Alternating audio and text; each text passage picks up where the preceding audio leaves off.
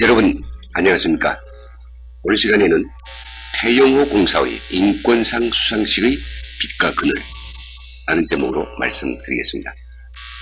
어제 언론들이 일제히 보도한 것처럼 태영호 전 영국 주재 북한 공사가 국회 인권포럼 아시아 인권원 연맹이 수여하는 2017년 올해의 인권상을 수상받았습니다. 저도 이 행사에 참가하여 태영호 공사를 직접 만나 축하 격려를 드리고 또 많은 사람들과 함께 그의 수상을 열렬히 축하했습니다. 그럼 먼저 인권상 수상식의 환영의 분위기에 대해서 말씀드리겠습니다. 어제 태영호 전 공사에게 인권상을 수상한 기관은 국회 인권포럼 아시아 인권의원 연맹입니다. 이 연맹은요, 지금 120여 개국의 국회의원들이 참석하여 남한과 아시아 그리고 전 세계적으로 소외되고 억압받는 사람들이 인권 문제 해결을 위해서 활동하고 있는 관력 있는 포럼이라고 하겠습니다.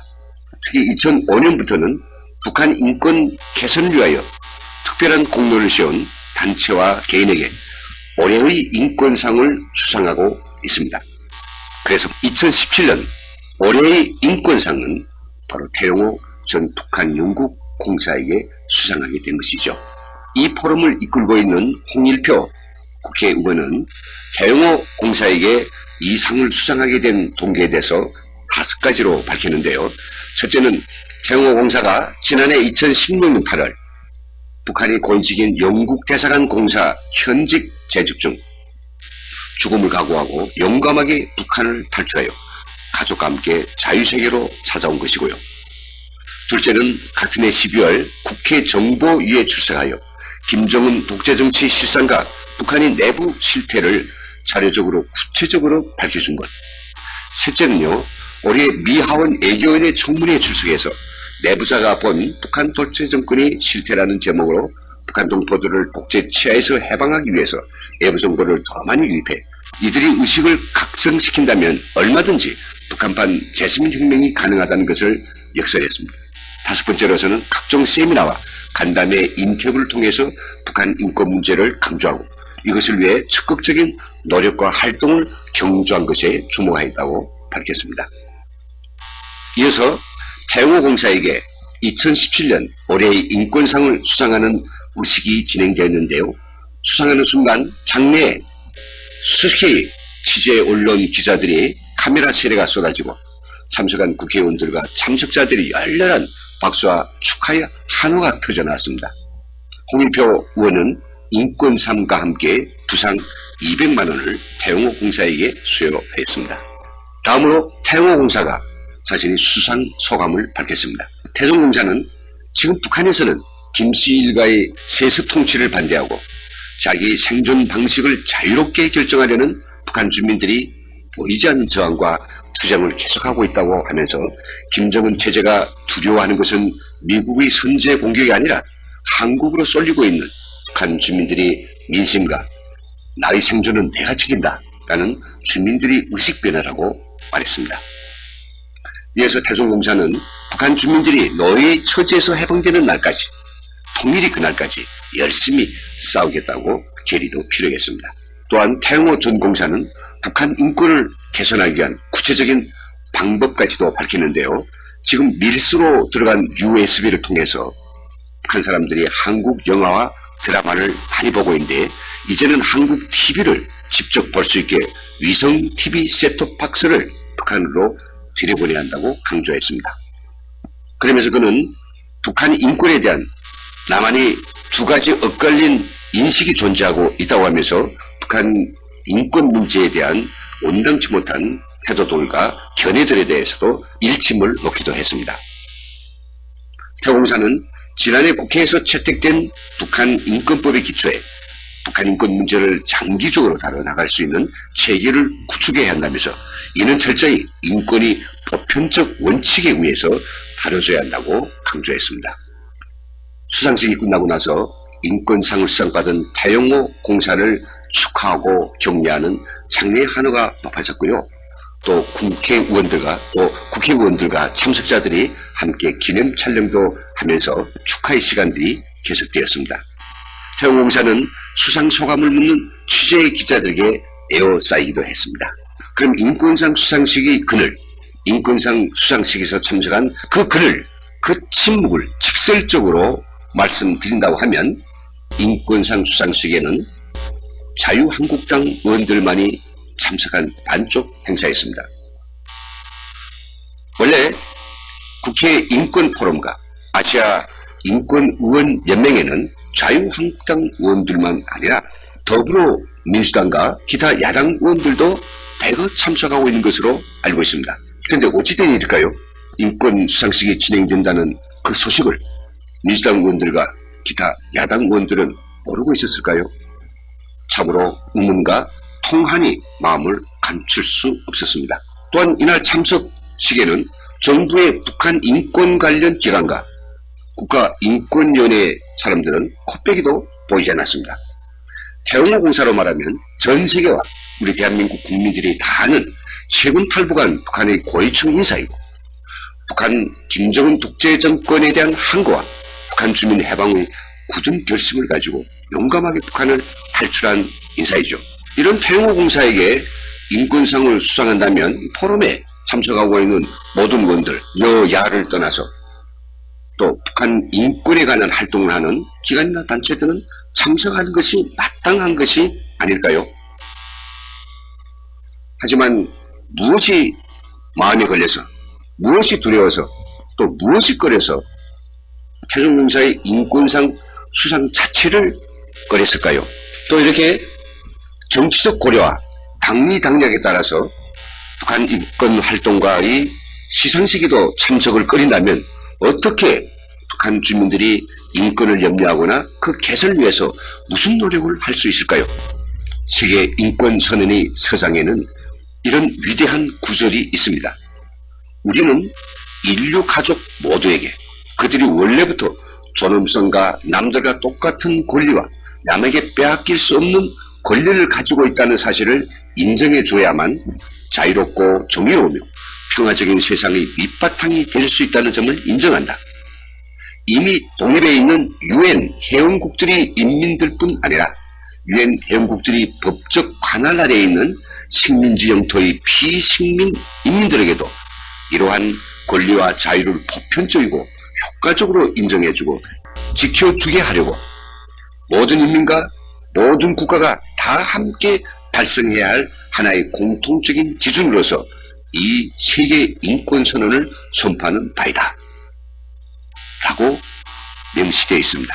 제가 남한에 와서 국가의 공식적인 행사를 제외하고는 대부분의 행사가 늘 반쪽 행사로 벌어지는 것에 대해서 마음이 아프고 참 놀랍기도 했습니다. 그런데 북한 인권에 대해서도 이렇게 반쪽 행사로 벌어져야 할까요? 왜 이렇게 남한에서는 북한 인권 문제를 가지고 두 가지 극명한 입장과 세력이 존재하는 건가요? 인권 문제, 특히 북한 인권 문제가 누구를 위한, 누구에 의해서 마음대로 격하되고 제멋대로 평가될 수는 이 속의 문제인가요? 아니죠. 이것은 세계 인권선언에도 명백하게 밝혀진 인류 보편 타당한 원칙이고 근본적 가치입니다. 그럼에도 불구하고 태영호 공사의 의로운 행동과 그의 앞으로의 북한 인권 활동에 대한 기대를 가지고 국회가 나서서 인권상을 수상하면 최소한 포럼의 다른 당 소속 의원들도 그리고 통일부의 북한 인권과 국가인권위원회에서는 함께 참석하여 국민들과 함께 축하해주고 기뻐줘야 하는 것이 마땅하지 않습니까? 작관 북한 민주화 운동의 거목이 있었던 황장일 선생은 생전에 이런 어록을 남겼습니다. 대한민국 정부의 대북 인도주의 지원과 어떤 형태의 협력도 북한 민주화에 철저히 이바지하고 북한 민주화를 추진하는 데 도움이 되는 원칙에서 이루어져야 하며 북과의 어떤 대화와 타협 전략도 북한 인권 문제를 전제로 진행하는 것이 보편 타당하다. 그것은 북한 인권 문제 해결이 북한 민주화의 첫걸음이고 북한 정권이 제1 아킬레스건이기 때문이다. 말이 났기 때문에 저는 북한 인권법이 조속하고 올바른 시행에 대하여 한 말씀 드리지 않을 수 없습니다. 남한에서 북한 인권법이 제정된 지 18개월이 지나고 있습니다. 북한 인권법이 처음에 국회에 계류된 것은 2005년이었죠. 북한 문제에 접근하는 방법과 내용을 놓고 절충과 타협을 거치느라 시간이 굉장히 걸렸습니다만 국회는 결국 2016년 3월 4일 북한 인권법을 제정했고 이어서 9월 2일에는 대통령령 제27476호를 통해 시행령이 제정되었습니다. 북한 인권법은 북한 주민의 인권을 개선하는 데 기여하기 위해서 정부가 여러 가지 조치들을 취할 것을 규정하고 있습니다. 이 법 제10조 및 11조 그리고 시행령 제9조부터 13조는 대북 인도적 지원과 함께 국내에서 북한 인권 개선을 위해 활동하는 단체들을 지원하고 대정부 정책권위를 향하는 북한 인권재단을 설립할 것을, 그리고 법 제9조와 시행령 제8조는 외교부의 북한 인권 관련 국제협력을 담당하는 북한 국제인권협력대사를 임명할 것을 규정하고 있습니다.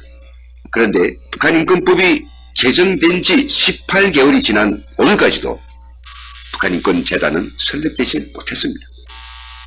이유는 정부와 여당 그리고 야당이 추천하는 12명의 이사들로 이사회를 구성하게 되어 있지만 이 과정에서 합의가 이루어지지 못해서 현재까지 재단이 출범하지 못하고 있는 것입니다. 현재까지 재단이 출범하지 못하고 있는 것입니다. 그리고 북한 인권 증진 활동을 위해 책정됐던 예산도 집행되지 못하고 있습니다. 통일부 관계자에 따르면 북한 인권 재단이 출범해야 북한 인권법 시행의 의미가 있다고 할 수 있을 정도로 많은 사업이 인권재단을 통해서 실현되는데 인권재단이 출범하지 못한 이유는 이사진 구성이 지연되고 있기 때문이라는 거죠. 북한 인권재단 이사진은 12명으로 구성됩니다. 이 중에서 2명은 통일부 장관이, 나머지 10명은 여야가 각각 5명 추천하게 되어 있습니다. 박근혜 정부 때에는 야당인 더불어민주당이 상근 이사직 한 자리를 보장해달라며 이사를 추천하지 않아서 재단이 출범하지 못하더니 정권이 교체되고 나서는 이사진 추천 사업을 처음부터 다시 진행해야 하는 상황이 됐습니다. 민주당이 5명, 자유한국당, 국민의당, 바른정당, 야권이 5명을 추천하게 되어 있습니다. 이렇게 정치권이 북한 인권에 대한 그릇된 인식과 당리 당략에 따라서 인권재단 출범을 미루고 있기 때문에 통일부는 작년 10월 서울 마포구에 재단 사무실을 마련하고 직원 2명도 파견했지만 정작 재단이 출범하지 못하면서 1,300만 원에 달하는 임대료만 부담하고 있는 상황이 됐습니다. 빈 사무실을 빌리는 대가로 지금까지 7억 원의 안팎을 지출한 셈입니다. 어찌 이럴 수 있습니까? 더구나 재단이 출범하지 못하면서 올해 배정된 118억 원의 예산도 집행하지 못하고 임대료도 계속해서 체납하고 있는 것으로 전해졌습니다. 도대체 정치권과 정부에 묻고 싶습니다. 북한 인권법을 실행시킬 의지가 있는 것입니까? 혹시 북한 인권재단이 설립되면 북한이 대노하여 남한을 상대로 하지 않을 것이 두렵습니까? 그것도 아니라면 북한 인권법이 올바로 실행되어 민간이 북한 인권 활동이 강화되면 북한이 핵무기라도 사용할까 겁이 납니까? 저희 탈북민들은 이런 태도가 전혀 납득이 가지 않고 있으며 남한이 북한 인권 실상에 대한 인식 또 제도적 노력에 대해서 허탈하고 분노할 뿐입니다. 남한에는 북한 인권 기록센터가 있고 북한 인권 기록 보존소가 있습니다. 이러한 정부 메커니즘을 통해서 북한이 가학적 정권 관계자들을 특정하고 이들에 대한 역사 기록을 남겨서 통일 이후에 이들에게 철저히 죄를 물을 준비를 하는 것입니다. 이와 마찬가지로 저희 탈북자들은 지금 눈앞에서 벌어지고 있는 북한 인권에 대한 경시, 북한 인권에 대한 당파적 흥정이 너무도 노골적으로 진행되고 있는 현실에 대해서 직시하지만 않을 것입니다. 34개 단체로 구성된 북한 인권법 탈북단체 연합은 북한 인권법이 올바른 실천을 저해하고 늦추고 지어 폐기하려는 일부 세력들이 온당치 못한 행위들에 대해서 일일이 기록을 하고 보존해서 통일 이후에 북한 주민들에게 알릴 백서를 준비한다고 합니다. 한시바피 인류 보편적 가치인 천부적 인권, 북한 인권 문제를 해결하기 위한 정치권과 정부, 그리고 온 국민들이 일치한 의견스러움과 철두철미한 노력을 경주할 시간임을 다시 한번 강조드리고 싶습니다. 이슈 초점을 여기서 마치겠습니다. 지금까지 진행해 김흥광이었습니다. 시청해주신 여러분 감사합니다.